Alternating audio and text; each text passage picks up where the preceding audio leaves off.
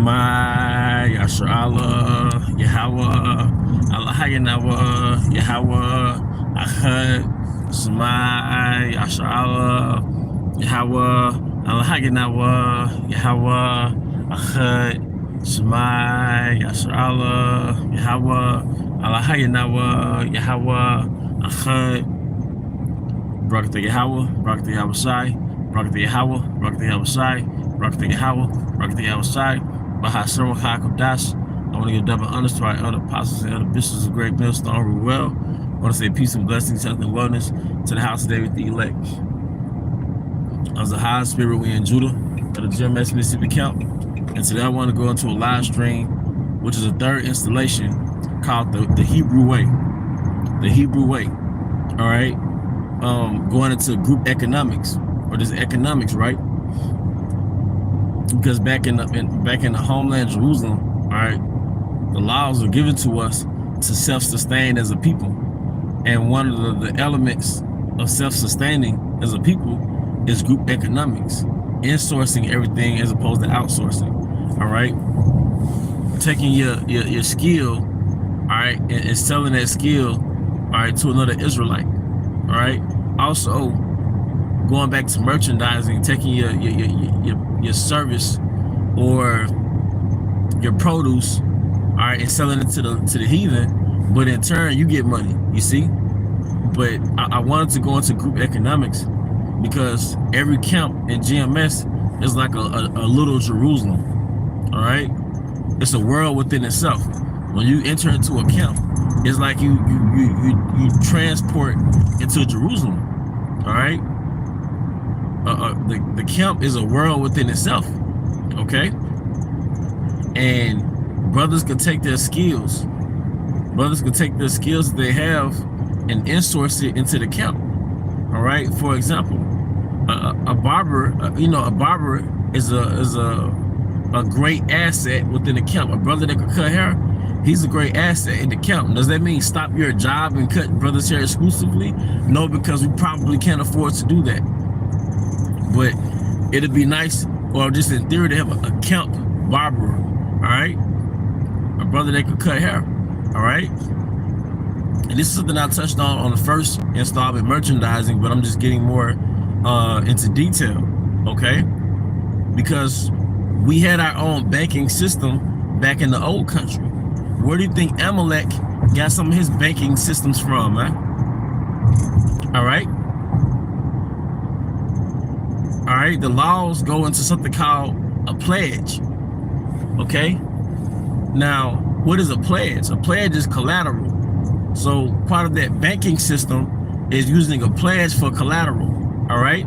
For example, it tells you in the law that if you take a man that is basically poor and he uses his cloak, which is basically a overgarment that he wears to keep warm, if he used that as a pledge, all right, or a collateral, then you have to return it to him before sundown, because he used that same cloak or overgarment as a blanket at night.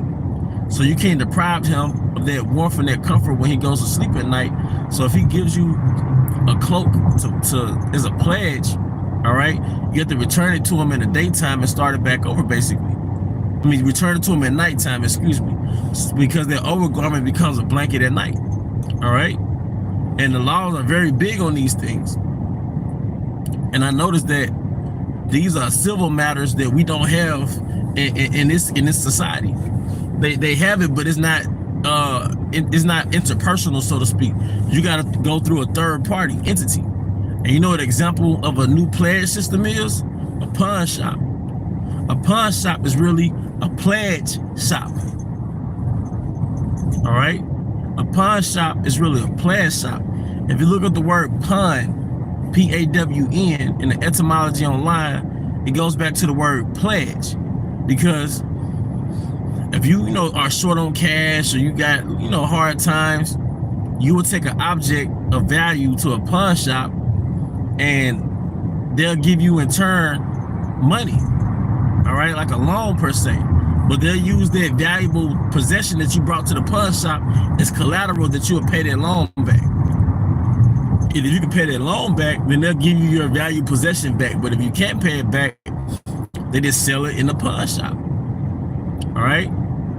But when you go to a pawn shop, you are really looking at a bunch of goods or a bunch of players that people couldn't pay back on.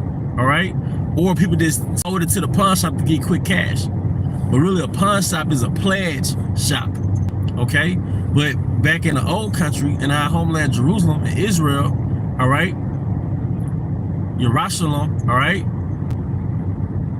back in our homeland, it was more of an interpersonal thing according to the scriptures. It was between two people as opposed to going through a shop. And if there was some type of, for lack of better words, injustice in that matter between two people, then you would take it to the court. Okay? What I've noticed about economics and banking and the scriptures, it was more personal as opposed to going to a third-party entity such as a shop. Okay?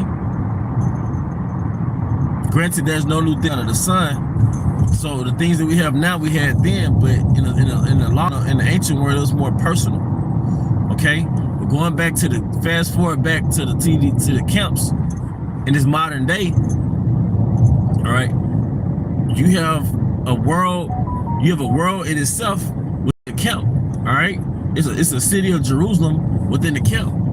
For example, when you go into, say, New York, they might have a Chinatown, they might have a little Italy, you know. So when you go into that particular part of town, it's like you teleported into their country. So when you go into a GMS camp, it's like you teleported into Jerusalem. And brothers could utilize numbers, you know. You can utilize your tight system, all right? You can have systems set up to where brothers can make money, you know? Like I said in the other lesson, because, you know, dealing with group economics, our brothers can take their talents and sell it back not only to the camp, but just to brothers in Great Millstone. All right, locally, brothers can have a camp cook, a camp catering service for the camp, you know? So all the brothers can put in a certain amount of money a week in advance to give that particular cook in the camp time to prepare. And then maybe at the camp, you know, everybody can go to a particular brother's house or particular space, and, you know, they could cook. And in that same space, you can have another brother come brothers here, you know, another brother maybe even sell herbs or something, like he kind of have his herbs and stuff, his oils. And we just have to get used to dealing with each other. So-called Jake Wall Street, you know, we're not doing it, we're not going publicly with it. It's more like in-house, you know, and this could be something we can do to sustain each other in times to come. Ultimately, the Lord is going to provide, but you still have to make a means for yourself, you know? We can't be separatists or individualists in this truth. Part of westernization is individualism. We're the family. So you can very well have within individualism culture, all right, successful sons and daughters, successful siblings. Meanwhile, the other sibling is suffering. Well, according to the scripture, if any brother has his world's good, all right, he's not supposed to, roughly paraphrase, and deprive his brother of help. Now, you don't have to financially give brothers money all the time, because a man has to know how to make his own money. But what you could do is support a brother that has a particular service or product, as opposed to going over that brother's head and going to the economy. You know? Group economics, dealing with each other, because it's a microcosm, it's a small example of how we moved in the ancient world. We dealt with each other, we sold to each other. And granted, we had a foreign marketplace or foreign exchange where you could sell to the heathen. All right, you could sell to foreigners too, and you could take your merchandise and you could sell it online to anybody, you know. But just thinking about each other, you know, part of the Hebrew way, you know, enriching ourselves, not literally getting rich, but sort of enriching our existence, man. You know, checking brothers' skills and sourcing it into the camp, man. All right, because the Most High gave us the laws to self-sustain. He didn't give us laws to cohabitate in another man's captivity. That's part of being under the curses. It's not natural though. But we're so institutionalized in being under another man that we neglect our own abilities. All right, and that's why I heard like Jake in Africa, they look at us like we're dependent on the government. You know, you see. So part of the Hebrew way is really group economics, dealing with each other, you know, self-sufficiency. You know, if you don't have a skill, you can practice certain things. All right, you can learn certain things. You can learn certain things with your car. You can learn certain handy things with the apartment or the house, especially if you have a house. You can learn certain things. You can learn it pretty quick. You can learn how to bet on yourself, man. You know, me and the brother was talking the other day. Esau pays you for the hour, but you'll get more out of you'll get more bang for your buck, so to speak, if you get paid by your skill. You know, if you get paid for your skill as opposed to a 9 to 5, you know, you can learn certain things in a short period of time and sell that particular skill. You know, but going back to group economics, you can sell it within the brotherhood too, because one thing that of self-sufficiency is a form of power, man. You know, just insourcing your talents. You see, brothers, this thing, a brother always gonna have to learn how to eat. Not learn how to eat. A brother's always gonna be hungry. So you can always sell food, even to the, you know, the brotherhood or outside the brotherhood. You can always sell food. You can always sell things that people need. You see? But like I said, part of the Hebrew way, you know, in self-sustaining as a nation was group economics, man. You know, learn to study the ant.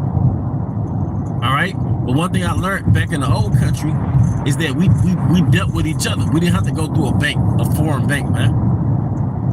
All right, but if there was any type of injustice or inequity, then you went to the court system. So going back to the system of pledging or having a pledge, which goes back to a pun. All right, the Hebrew way, you paid a carpenter to build your house. You didn't go through a banking system. All right, it tells you in the book of Sirach, the 21st chapter, around the 8th verse, that he that buildeth the house with another man's money is basically digging his own grave, man. Because what is that called? A mortgage. And speaking of pledge, all right, or collateral, a mortgage is really using a house as a collateral to pay a loan back. Mort means death. Gage means pledge. It's a death pledge, meaning you're really dead to that pledge till it's paid off. You know, that's not natural. That's why we do these lessons, to pierce the veil of westernization. The scripture says, learn out the way of the heathen. All right? So we can't really help that. Most of us can't get a house built, but you should at least know the ways of your forefathers. You had a carpenter to build your house. All right? And speaking of houses, we didn't just have a house with a backyard in these little ass suburbs, these crowded ass suburbs, man. All right? We had estates.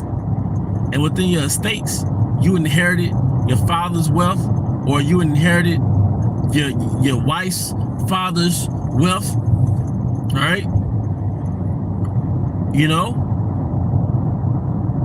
he might have gave you a bunch of horses, all right, or gave you some cattle, along with marrying his daughter to help you set up nice. See, back in the old country, even in early America, it was about setting up your sons, man. Setting up the next generation to have something, man. Setting up the next generation to have something, man. So like your dad have you set up pretty nice, or maybe your father-in-law have you set up pretty nice once you got married to his daughter. The book of Tobit was an example of that. That's part of the Hebrew way, though. That's part of the Hebrew way. You see? Having your son and daughter set up nice, man. because Tobit had his son Tobias set up nice. When Tobit passed, right, he left his son part of his estate. I have to go back into it and know the details. But then when Tobias married the woman, the sister, so to speak, he got his father-in-law's estate. So Tobias was set up pretty nice. It wasn't no damn going to the bank and checking your credit score, man. Part of the Hebrew way was inheritance, especially that firstborn son getting the bulk of the inheritance, man. Their firstborn, man. That's the order and passing down an inheritance. All right, so part of the curses is that you have nothing to pass down to your heirs, man. All right. Part of the curses is that we don't have a system of generational wealth. Although it says in the scriptures, a man will leave an inheritance to his what? Children's children. All right, so part of the Hebrew way is group economics. Part of the Hebrew way is generational wealth. All right, part of the Hebrew way is, for lack of better words, interpersonal banking, as opposed to going through a third party such as a bank. And most banks are owned by Esau Edom. All right, as opposed to the 1930s and 40s, when you had a great number of Israelite-owned banks, man. See, we've been in this captivity so long that it's hard for us to fathom that we could run ourselves without another nation, with the laws of the Most High. And that gives you a sense of incompetence and inadequacy as a people, because you really think somebody else can do it better. You really think another nation can do it better, and that messes with your confidence. Okay? As it says in the scriptures, we are yet this day in our captivity. It tells you also in the scriptures, our wood is sold unto us, our water is sold unto us. You see? So part of the Hebrew way is really dealing with each other. You see? Like I said, that group economics, that personal banking. All right, that's why the laws goes into, you know, dealing with the poor with justice. The law goes into equity. All right, the law goes into leasing out property to other Israelites. All right, the laws goes into arranged marriages. The laws goes into having your daughter as a selling your daughter or as a wife. Or Hebrew slave, or Hebrew maid. That's what a maid is a servant wife, a slave wife. All right, what they call a mistress. You see, it goes into that, and a lot of times it might not sit well with your spirit because we've been westernized, but it created order. This is not about emotion. This is about order. All right, and it prevented whoredom, arranged marriages, man. Part of the Hebrew way. Maybe that's another installment, but I just stick with the group economics with this installment. It's hard to fathom that we had systems in which you didn't have to get a mortgage to have a house, and that's part of the bankers running the world, man. Because one of the fastest ways to build wealth is home ownership. Most of us are going to work every day to pay the rent or a mortgage, which a mortgage is not a house note. It's a loan. You paying on this loan to the bank, all right, for this house. The bank, you going through the bank as opposed to private owners. See, in the ancient world, we dealt with private owners. You see, in the ancient world, we dealt with private owners. Okay, that's another thing. All right, the laws are set up to deal with each other. And if there was a dispute, then you go into the court system to handle that dispute, man. Okay? But that's part of being in this captivity, is that we have to go through the banks, man. All right? But that's pretty much it, man. Part of the Hebrew way is a group economics, all right? Keeping everything in-house, circulating our shekels, you know? And even and put it in and factoring everything in to the modern day is taking your hobbies and your skills and sourcing it back into the count to sort of enrich the count. You know, but that's pretty much it. With that, I hope you brothers and sisters were edified. To the next time, shalom.